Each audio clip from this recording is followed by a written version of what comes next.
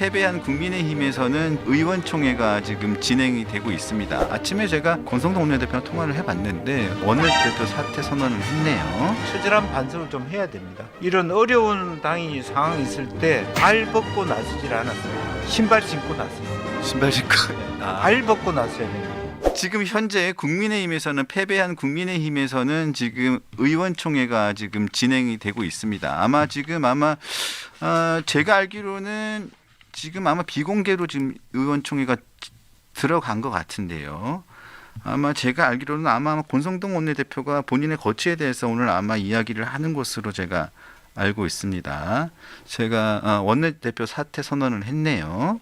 했습니다. 제가 안 그래도 썸네일에는 저희가 아침에 제가 권성동 원내대표랑 통화를 해봤는데 원내대표 사퇴 선언을 오늘 할 생각이고, 왜냐하면 어제 할 수도 있었고 그제 할 수도 있었는데 어제가 또 대통령 취임 첫날이고 그리고 또 여러 가지 돌아가야 되는 기본적인 그런 일정이 있기 때문에 그래서 그러니까 권성동 원내대표조차도 대통령 취임식이란 걸 안배해서 뉴스를 줄이는데 예, 그렇죠. 정청래는 뉴스를 만들고 있으니까.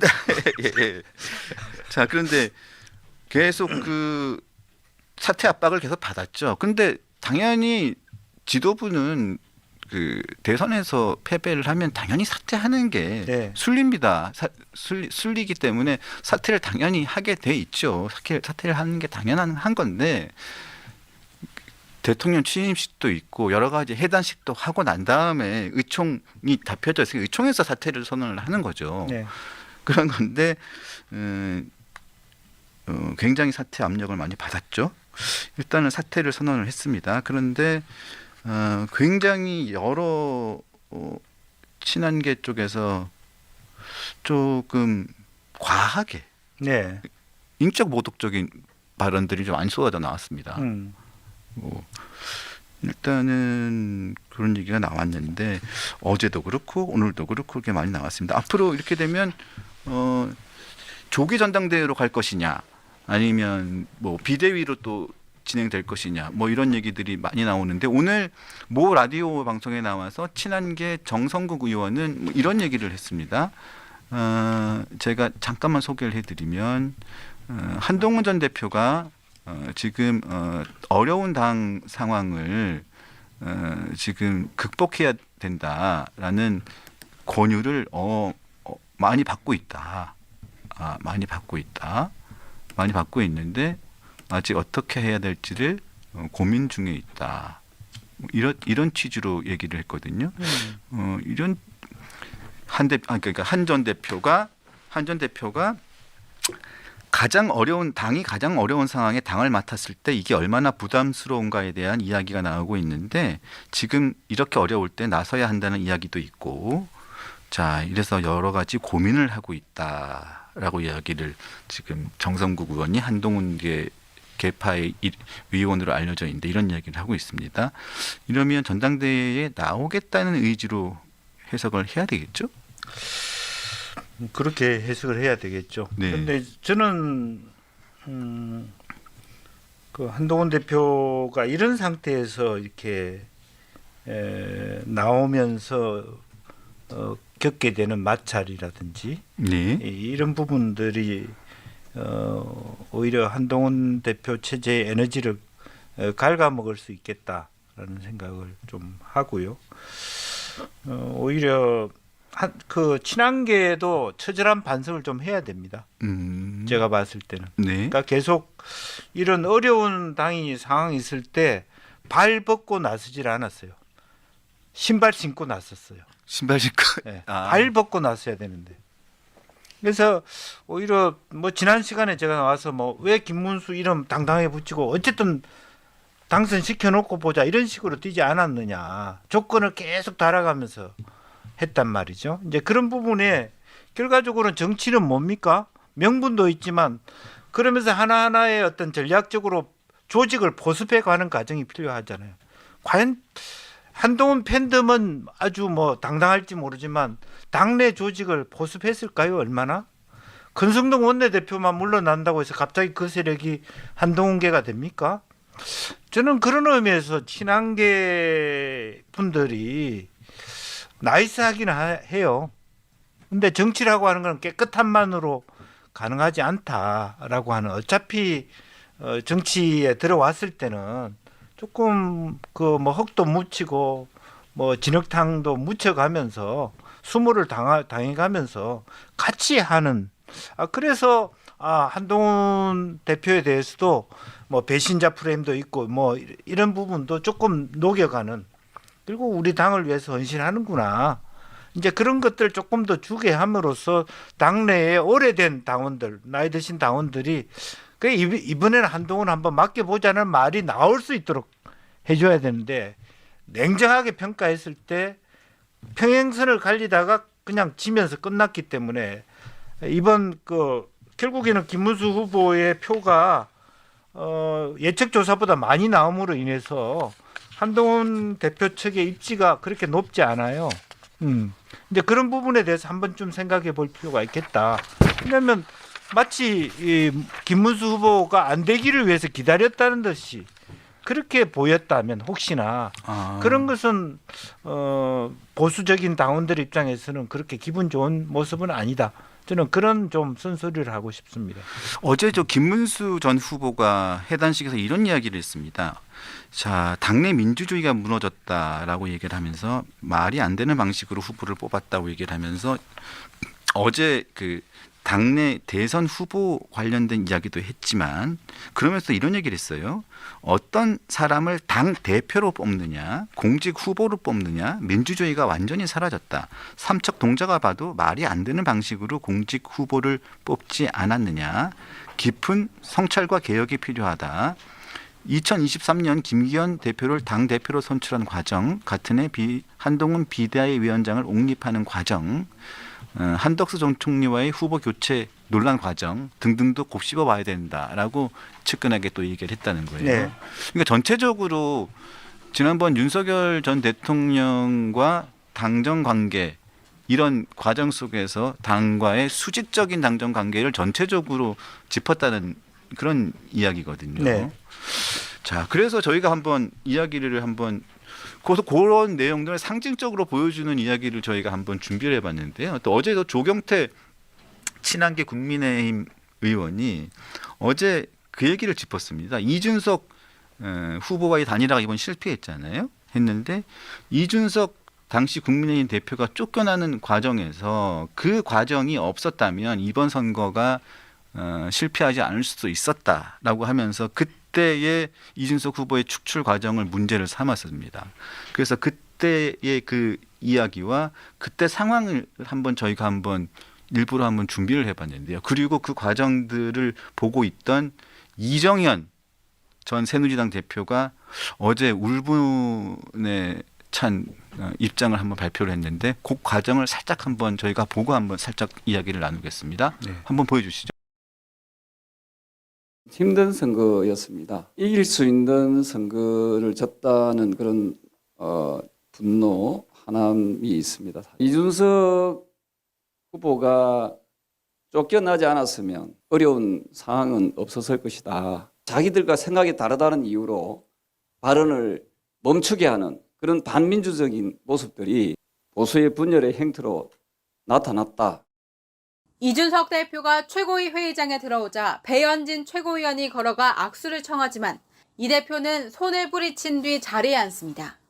배 최고위원은 다른 최고위원과 악수하고 자리로 돌아오면서 이 대표의 왼쪽 어깨를 찰싹 때렸습니다. 두 사람은 그동안 비공개 회의 발언 유출 문제 등을 놓고 충돌해왔습니다. 이런 상황에서 이 대표는 최고위의 비공개 회의 내용이 유출되고 있다는 이유를 들어 돌연 비공개 회의에서 현안 논의는 하지 않겠다고 선언했고, 이에 배현진 최고위원은 강하게 반발했습니다. 누차 누출되면서 실제로 언론에서 대표님께서 많이 유출하시지 발언권을 득하고 않았습니까? 말씀하세요. 스스로도. 배 최고위원이 지난 13일 비공개 회의에서 이 대표의 혁신위가 자잘한 사조직으로 오해받을 수 있다고 비판한 게 언론에 보도된 걸 문제 삼은 건데, 두 사람 사이에서 난감한 표정을 짓던 권성동 원내대표가 탁자를 두드리고 마이크를 끄며 상황을 정리하려 했지만 지금 비공개 회의를 하니까. 그만합시다. 비공개 회의하겠습니다. 이 대표는 자리를 박차고 일어섰습니다. 그렇게 나가면 안 돼요.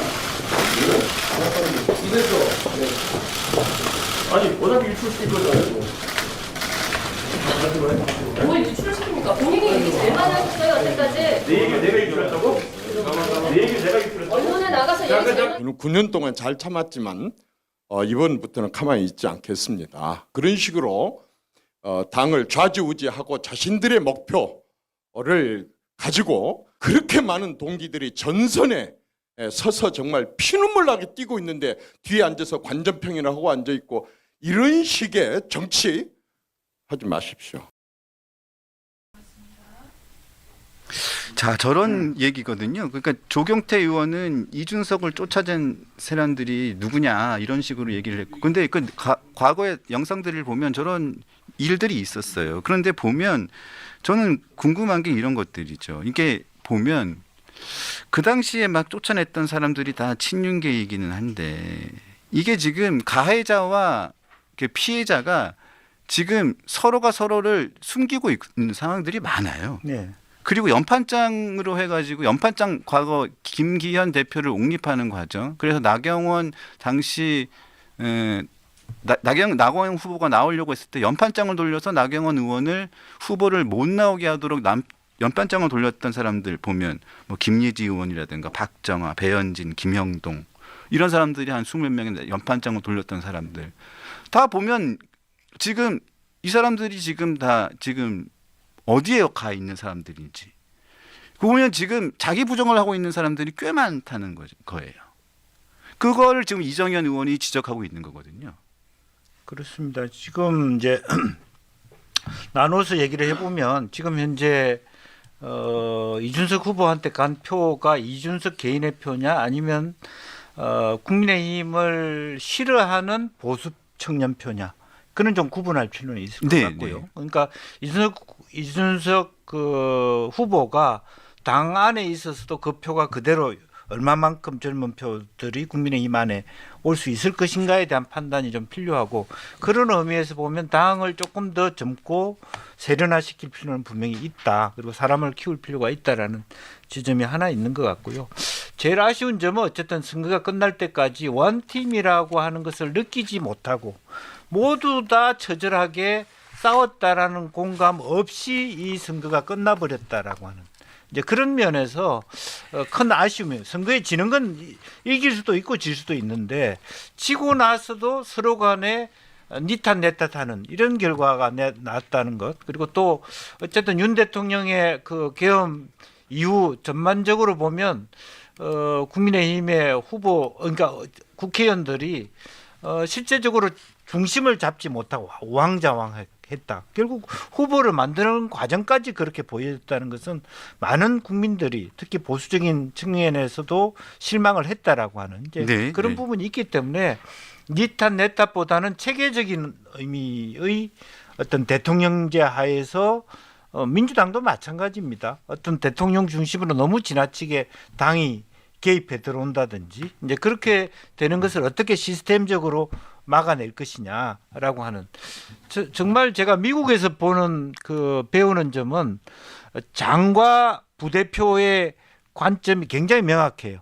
미국의 대사가 부대사를 볼 때 우리나라는 자기 마치 꼬봉처럼 뭐 아랫사람처럼 돼야지만 사실은 대사가 미국의 관점에서 부대사는 항상 대사가 뭘 잘못한 거를 중앙에 말하자면 그 꼬지르는 그런 역할을 하거든요. 네. 체크를 한단 말이에요. 체크. 그렇기 때문에 함부로 부대사를 뭐 나가 있어 이런 말을 절대 못 합니다. 예.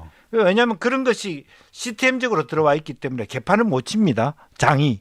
이제 그런 면에서 우리나라는 그런 의미에서 대통령 제왕적 대통령제는 뭐 물론이고 말하자면 단체장, 도지사와 부지사의 관계도 그렇고 너무 차이가 나버려요. 그런 것을 어떻게 제도적으로 보완할 것이냐. 또 대통령실에 가 있는 사람들의 역할을 대통령이 잘못을 못하도록 체크하는 역할을 해야 되는데 대통령실에서는 오롯이 지 사람만 데리고 와서 아무것도 못하게 해 가는. 즉 도지사나 다 그 멸망한 도지사들이 그렇게 돼 함으로써 생기는 일이거든요. 자기가 잘못할 수 있다든지 얼마든지 이제 그런 것에 대해서 내가 잘못했을 때 브레이크를 걸어줘. 이런 사람이 있었을 경우에 그 문제가 덜 잘못된 길로 간다는 거죠. 그래서 우리나라의 그런 어떤 가부장적인 유교적 질서라는 것도 있습니다만은 그런 면에서의 지사와 부지사, 대통령과 총리, 우리나라 마찬가지로 권한적으로 제도적으로 문제 없어요. 모든 장관은 총리가 다 기본적으로 하는 것으로 제도로 돼 있지만 언제 솔직히 문재인 대통령 때는 총리 비서실장조차도 문재인 대통령이 심었습니다. 그게 어떻게 무슨 책임 총리가 될 수 있어요? 그렇죠. 예? 말이 안 되는 얘기거든요. 그래서 비서실장이 되든 뭐 안보실장이 되든 가는 사람이 대통령을 견제한다는 생각으로 일을 해야지 그냥 대통령 뜻대로 만들어 가다가 다 감옥 가는 거예요. 결과 조사해 보면 이제 그런 것처럼 새 정부도 마찬가지고 그게 가장 지나친 게 윤석열 정부였다라고 네. 보는 거고요. 그런 것이 단순히 제도의 문제를 떠나서 이게는 하나하나 법 제도적으로 법적인 문제까지 되고 있으니까 그런 것을 이번에는 오히려 국민의힘에서 반면교사로 삼아야 된다. 이제는 뭐 그런 강하게 그립감을 갖고 옴니포텐스한 전환 정권을 지는 사람이 아무도 없지 않습니까? 네, 그러니까 네. 그런 면에서 당내의 그 다양성을 어떻게 만들어가고 제도적으로 어떻게 교제해 가야 될 것인가. 우리가 중국 얘기 싫어하지만 중국은 어떻게 독재를 연장시킵니까?